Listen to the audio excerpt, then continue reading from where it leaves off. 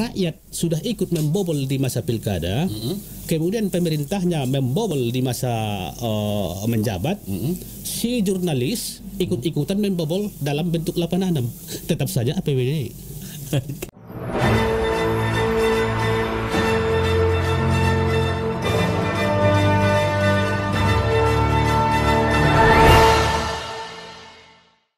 102,6 FM Sastrasi Suara, satu kata penuh makna pasti selalu di hati. Makasih untuk sahabat Istad FM, Anda masih tetap bersama kami di sini di Ruang Paslah, cerdas, inspiratif, mengungkap berita di balik cerita. Bersama Bung Dahlan Batubara, seorang wartawan senior yang idealis. Baik. Makasih Bung Dahlan, masih tetap bertahan di sini. Sama-sama Bung Paslah. Masih ada di sini. Nah, aku tadi lagi nih, sebenarnya apa idealisme ini juga yang membuat Anda begitu concern dengan budaya dan ekonominya? Ya, saya kira ini katanya kata idealisme ya. Idealisme, dan seberapa penting bagi Anda? Berasal dari kata itu ideal ya. Ideal. Iya. Saya kira idealisme atau idealis, karena dia beranjak dari kata ideal, tentu ini menyangkut hal-hal, suatu perbuatan-perbuatan ataupun aktivitas-aktivitas yang berupaya menjadi memenuhi standar-standar ideal ya. Ideal. Nah, kalau seorang jurnalis berarti dia memenuhi kode etik gitu ya. Begitu juga dengan dunia jurnalisme. Saya kira pemahaman idealisme ini berada pada sejauh mana seorang jurnalis melakukan aktivitasnya itu berdasarkan standar-standar ideal. Ya, standar-standar ideal yang dibutuhkan dalam dunia jurnalis. Itu saya kira makna apa ini ya, idealisme dan idealis ini. Berarti bagi seorang jurnalis itu sangat penting sekali menjaga itu ya?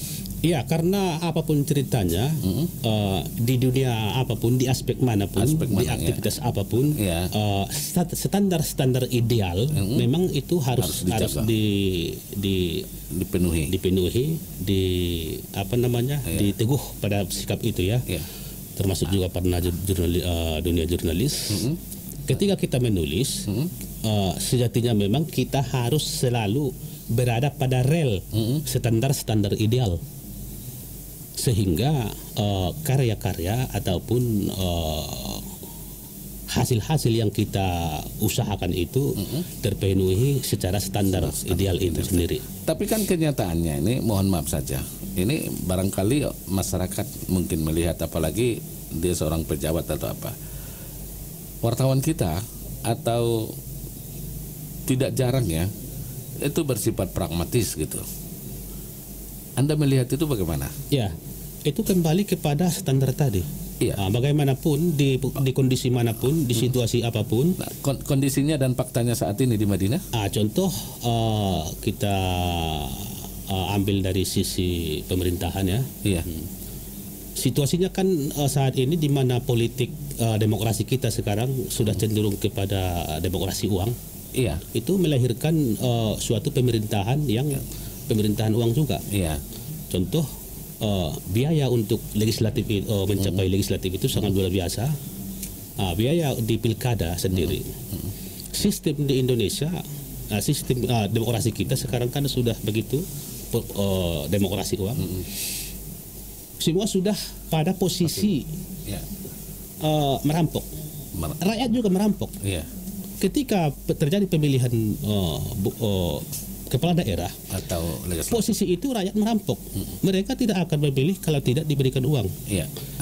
Nah, sehingga si calon juga harus mengeluarkan banyak uang. Nah, ketika si calon telah penjabat, dia sudah dipenuhi berbagai hal-hal psikologi yang melelahkan.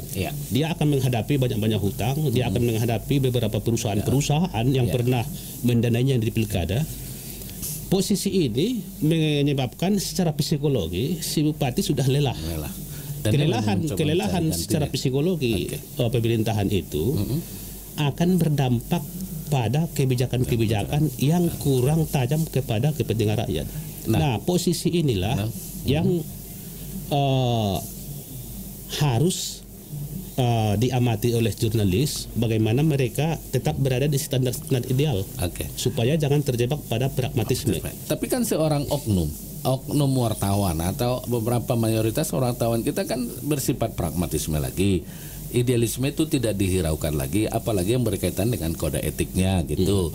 Bagaimana Anda bisa mewujudkan agar para wartawan kita ini tetap terjaga pada posisi idealismenya gitu? Sementara ini kan cukup dilema sekali. Tadi kan sudah bercerita kita bahwa perusahaan itu juga tidak dapat memberikan insentif kesejahteraan bagi wartawan.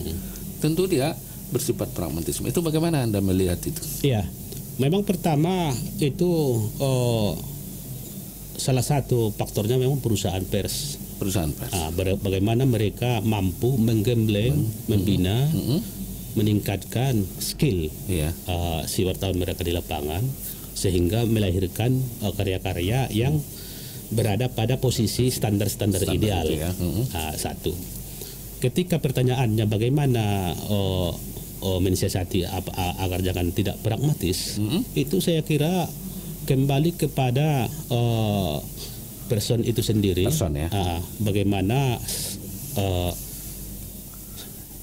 style kehidupan mereka, style kehidupan, kemudian ideologi jurnalisnya gitu ya. Itu. Ketika gaya hidupnya itu berubah, cenderung konsumtif, konsumtif, itu akan biasanya akan melahirkan sikap pragmatisme. Karena memang kita berharap seorang wartawan ini adalah pilar keempat gitu ya, tetap melakukan kontrol sosial, tetap melakukan investigasi karena haknya itu semua dijamin oleh undang-undang gitu kan. Undang-undang itu cukup kuat sekali landasan hukumnya gitu. Nah, Anda sendiri yang membuat Anda begitu getol mengekspos budaya Mandailing Natal gitu. Anda seorang budayawan atau seorang jurnalis? Itu identik kali ya? Ya, saya pada posisinya itu memang jurnalis. Tapi saya memiliki hasrat terhadap kebudayaan. Juga hasrat kepada dunia pertanian. Jadi boleh dikata tiga sektor ini memenuhi sisi-sisi saya. Pertanian, budaya, dan jurnalis. Karena kita makin asik nih sebenarnya membahas dunia jurnalis ini. Karena perkembangannya cukup dahsyat sekali di Mandailing Natal. Perkembangannya tuh subur sekali, mekar sekali, dan mudahnya menjadi seorang wartawan. Dulu menjadi seorang wartawan tuh punya tahapan yang sangat selektif ya. Harus punya sertifikat atau apa dan segala macam. Sekarang kan asal mau aja dia, atau ada kesan bahwa profesi wartawan ini menjadi profesi cadangan. Nah, apa itu istilahnya? Ketika tidak ada yang dilakukan, ya daripada nganggur, ikut-ikutan lah jadi wartawan begitu kan? Terusik enggak jiwa Anda sebagai jurnalis itu dengan kondisi real yang ada seperti itu? Pasti terusik. Sangat terusik. Terutama situasi-situasi yang demikian ya. Tapi sebenarnya ini dua faktor ini mungkin yang melatar belakangi. Faktor reformasi dulu yang melahirkan kebebasan pers, memberikan peluang tumbuhnya perusahaan-perusahaan pers dengan mudah. Kemudian posisi lapangan kerja yang sulit, sehingga dengan munculnya perusahaan-perusahaan pers yang mudah menjamur, tentu membutuhkan tenaga personel. Sementara banyak mungkin individu-individu yang melihat peluang ini lebih mudah, sehingga terjun ke dunia jurnalis, menyebabkan dunia jurnalisme sendiri di kawasan ini menjadi didominasi nuansa pragmatisme. Baik. Nah, sahabat Ista TPM, Anda masih tetap bersama kami. Anda boleh berpartisipasi di sini. Kita buka line teleponnya di 0812 8888 1026. Kalau ada yang masuk, kita akan coba bacakan dulu nih. Nah, ini dari seorang pengamat dan juga tokoh yang hadir di komen laman Facebook kita. Anda bisa mengakses acara ini lewat laman Facebook kita di Radio Start 102,6 FM. Ini ada Irwan Dolai di sini. Ditanya dulu Bang, katanya apakah 86 dari oknum jurnalis berkontribusi terhadap kebocoran APBD dan melanggar kode etik jurnalis? Jawaban Anda? Ya, berpeluang. Berpeluang. Karena ketika mengapa APBD apa tadi bobol ya? Bobol APBD itu, apakah ini kontribusi 86 itu sehingga mengakibatkan kebocoran APBD? Ya, gitu? Kembali kepada yang tadi. Yang tadi. Nah, apa namanya? Ketika pemerintah itu sendiri akibat dilahirkan oleh produksi demokrasi uang, itu menyebabkan terjadinya pragmatisme sendiri di tubuh Pemda. Iya. Nah, si wartawan pun ikut-ikutan pragmatis. Iya. Ketika terjadi 86. Iya. Sumbernya tetap dari APBD. Iya. Berarti semuanya pada akhirnya sama-sama membobol APBD. Jadi rakyat sudah ikut membobol di masa pilkada, kemudian pemerintahnya membobol di masa menjabat, si jurnalis ikut-ikutan membobol dalam bentuk 86. Tetap saja APBD. Jadi pada akhirnya kita semua pada posisi membobol. Perampok. Semuanya. Antisipasinya seperti apa gitu? Antisipasinya kembali saya lihat ini Satu pihak kan nggak bisa, atau pemerintah saja misalnya tidak mau melakukan negosiasi terhadap wartawan gitu. itu pada posisi teknis kita tidak bisa mengharapkan solusi-solusi secara teknis. Iya. Ini harus ada perubahan-perubahan Ya. baik pada posisi kenegaraan maupun sistem-sistem yang ada. Ini semua saling terkait. Oke, baik. Itu tadi jawabannya ya. Mudah-mudahan merasa puas, mana tahu nanti kita memang bukan alat pemuas gitu ya.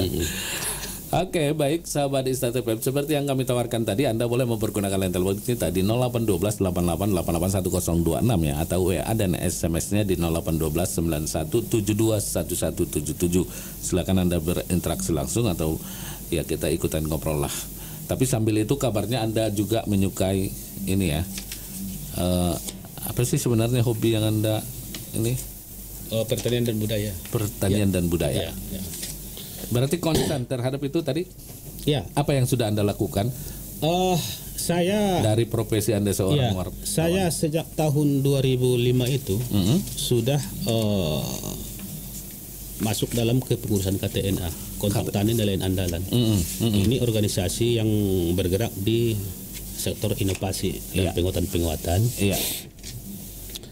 Saya juga banyak melakukan percobaan-percobaan di budidaya, baik bawang merah ataupun bayam.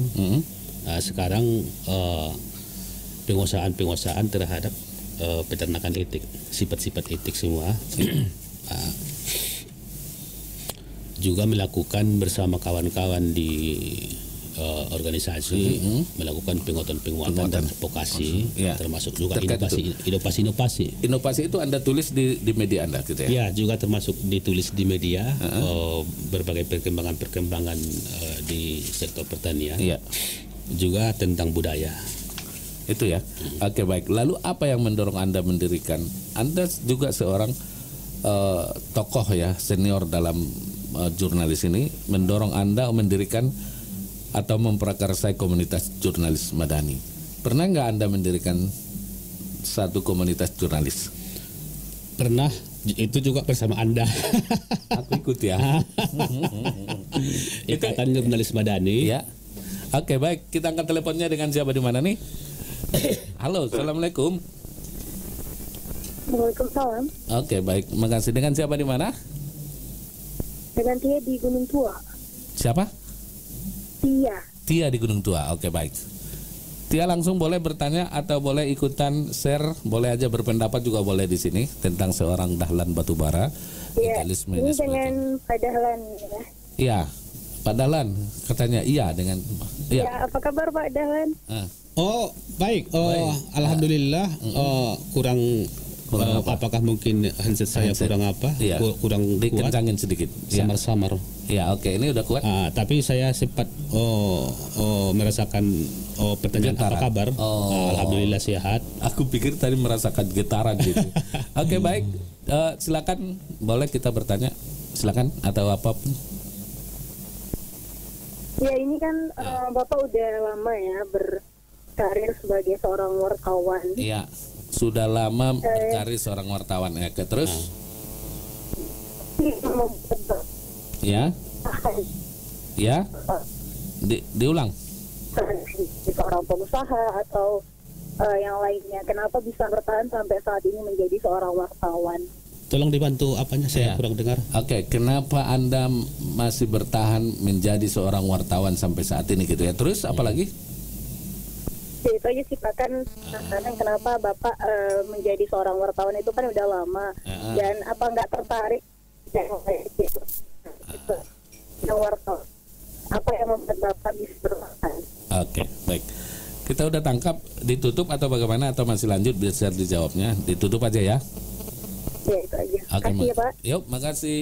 Nah, pertanyaannya, apa yang membuat Anda sampai saat ini bertahan menjadi seorang wartawan? Padahal masa depannya tidak ada jaminan, istilahnya kenapa tidak berusaha lain gitu. Mungkin tadi sudah. Iya. Pertanyaannya sangat bagus. Iya. Ya, mengapa sampai saat ini bertahan sebagai wartawan? Karena niatnya tadi. Saya beranjak dari memang keinginan yang kuat untuk menjadi penulis. Bahwa menulis itu tidak memiliki rentang waktu sampai kapanpun selama kita memiliki kemampuan, tenaga dan pikiran. Iya.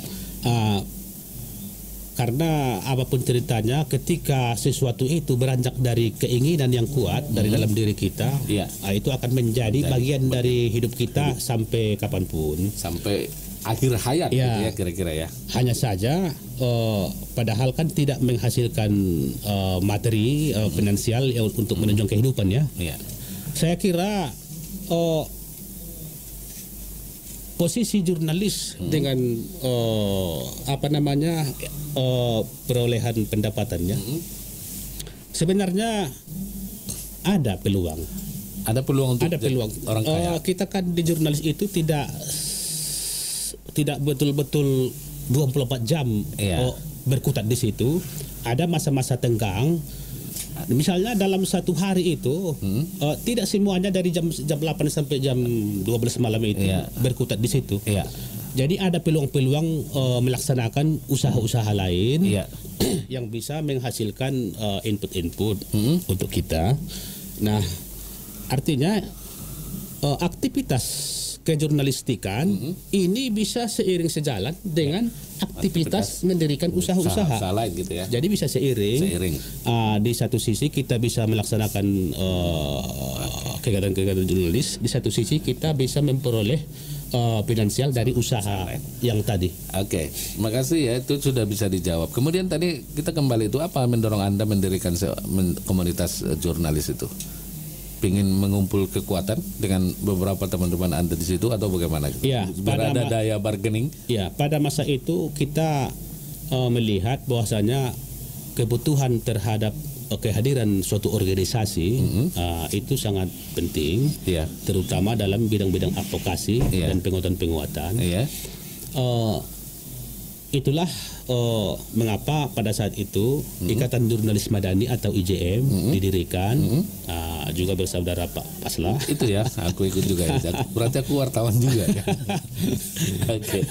Nah, sebenarnya begitu banyak ya, artinya liku-liku dalam kehidupan wartawan. Tidak hanya sebatas mencari nafkah gitu ya. Ada keikhlasan hasrat untuk menyampaikan aspirasi atau kondisi fakta-fakta yang ada di lapangan, itu menjadi sebuah kepuasan ya bagi Anda gitu ya. Baik, sahabat Istad FM, di sini kan kami masih masih menunggu ya. Artinya kalau Anda ingin berpartisipasi, Suhokgi ya, itu seorang pernah berujar ya, kita seolah-olah merayakan demokrasi, tetapi memotong lidah orang-orang yang berani menyatakan pendapat mereka yang merugikan pemerintah. Begitulah insan pers yang berjalan pada alur dan idealismenya. Tak jarang akan dihadang dan dikecam oleh pemerintah. Dahlan Batubara memilih setia dengan idealismenya. Bagaimana ia membentuk dan bisa bertahan dengan idealisme? Kita akan kembali berbincang selepas iklan berikut ini. 102.6